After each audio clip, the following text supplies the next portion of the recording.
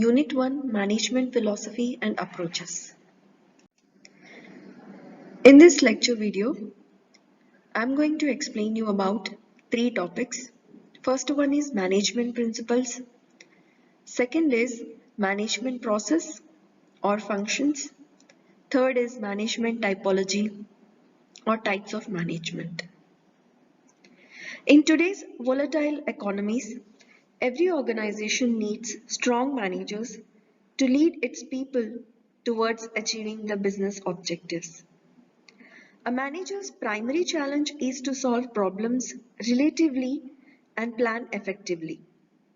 Managers thus fulfill many roles and have different responsibilities within the various levels of an organization.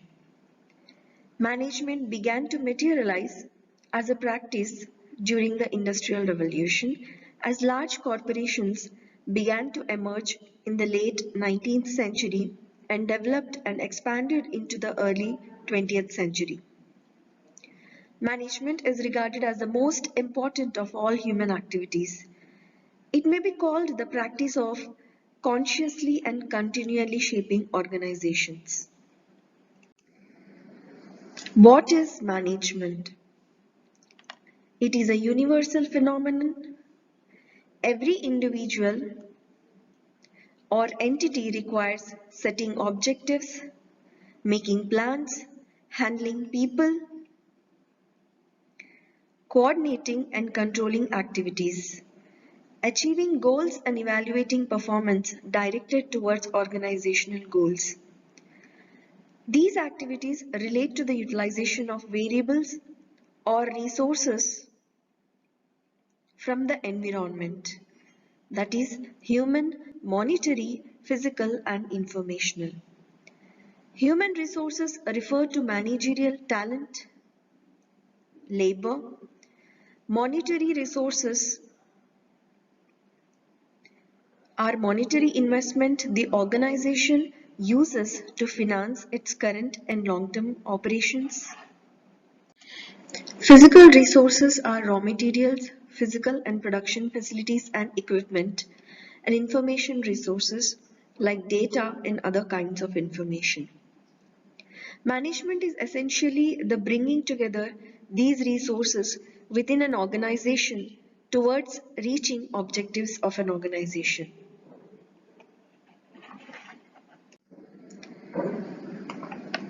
Management has been defined by various authors in various ways. Management guru Peter Drucker says the basic task of management includes both marketing and innovation. According to him, management is a multi-purpose organ that manages a business and manages workers and work. Harold Kuhns defined management as the art of getting things done through and with people in formally organized groups. All these definitions play an emphasis on the attainment of organizational goals or objectives through deployment of the management process for the best use of organization's resources. Management makes human effort more fruitful, thus affecting enhancements and development.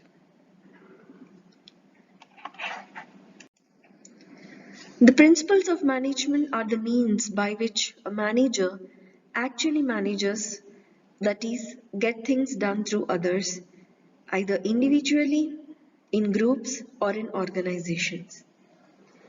Formally defined, the principles of management are the activities that plan, organize, and control the operations of the basic elements of people, materials, machines, methods, money, and markets, providing direction and coordination and giving leadership to human efforts so as to achieve the sought objectives of the enterprise.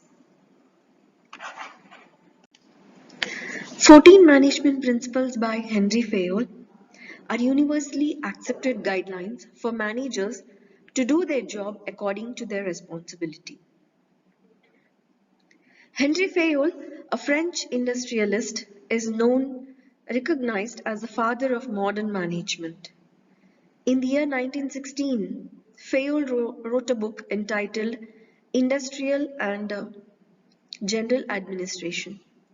In this book, he gave the 14 principles of management. The first principle we have is division of work. Dividing the full work of the organization among individuals and creating departments is called the division of work.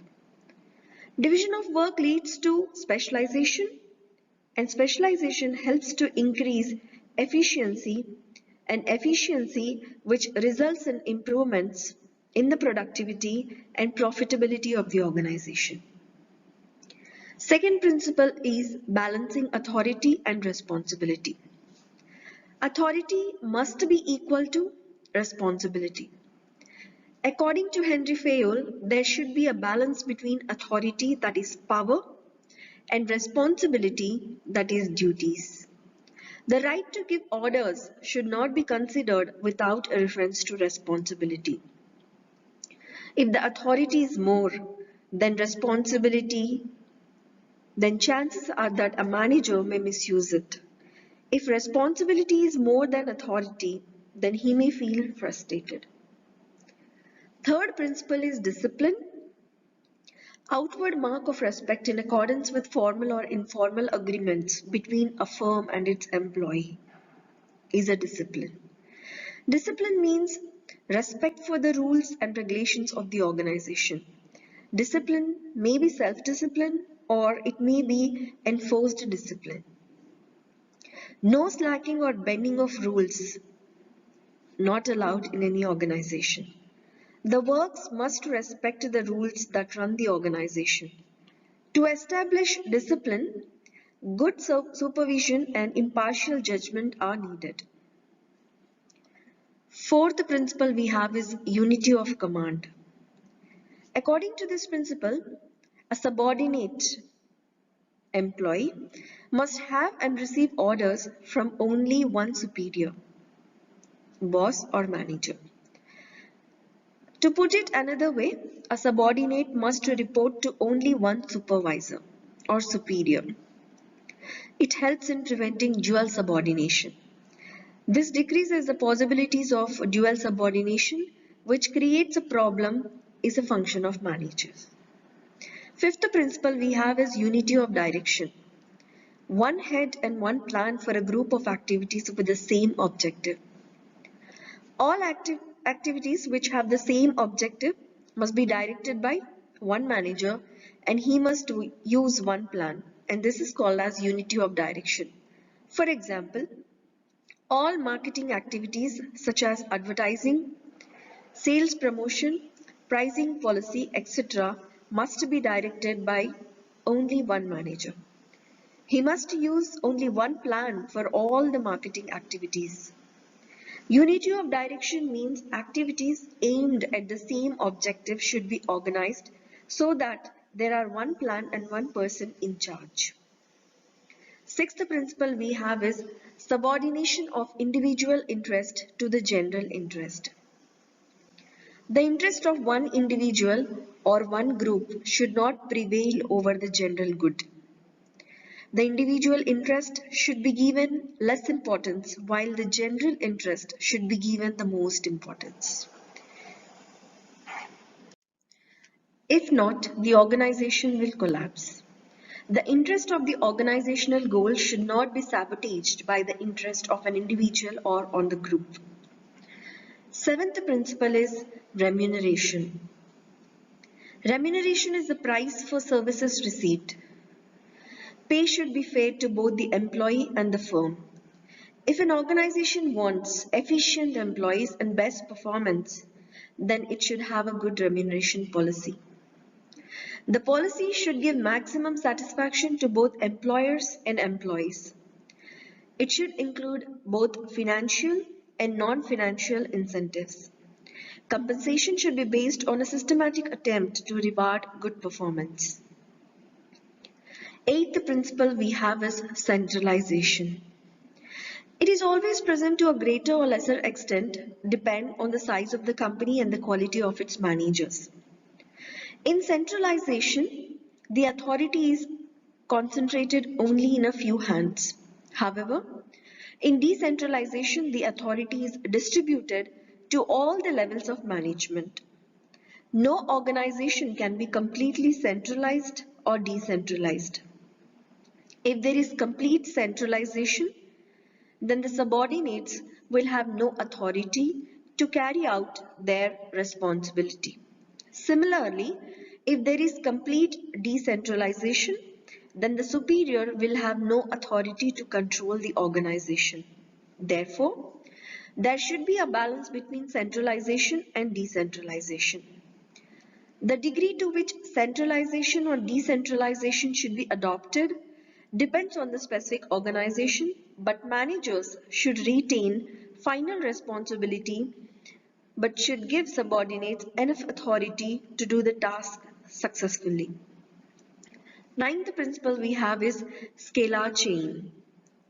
The chain of command, sometimes called the scalar chain, is a formal line of authority, communication, and responsibility within an organization. The chain of command is usually depicted on an organizational chart, which identifies the superior and subordinate relationships in the organizational structure. It is the line of authority from top to bottom of the organization. This chain implements the unity of command principle and allows the orderly flow of information. Under the unity of command principle, the instructions flow downward along the chain of command and accountability flows upward. The more effective the decision-making process, the greater is the efficiency. 10th principle we have is order. A place for everything and everything in its place. The right man in the right place. There should be an order for material or things and people in the organization. Order for things is called material order, and order for people is called social order.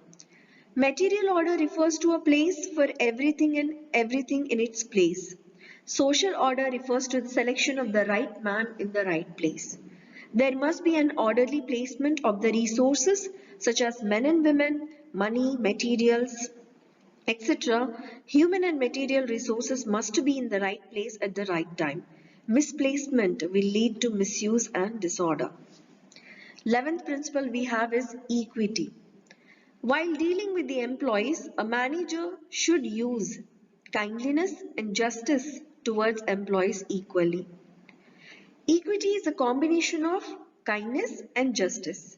It creates loyalty and devotion in the employees towards the organization. The equity principle suggests that the managers must be kind as well as equally fair to the subordinates. 12th principle we have is stability of tenure of personnel.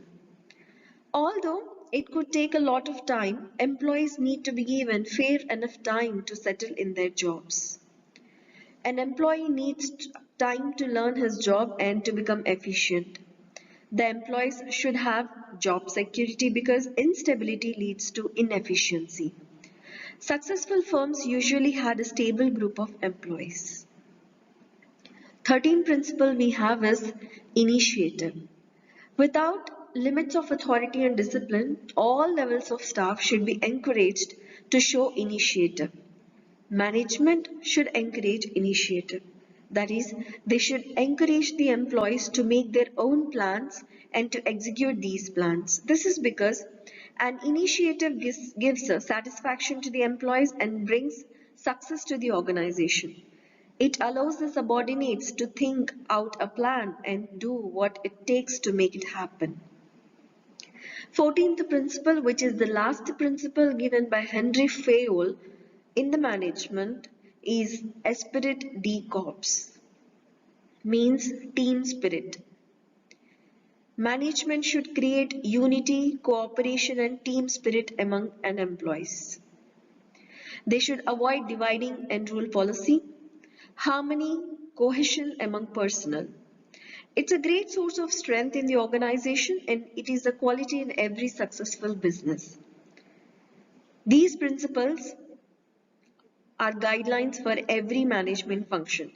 The manager must act according to the 14 principles of manager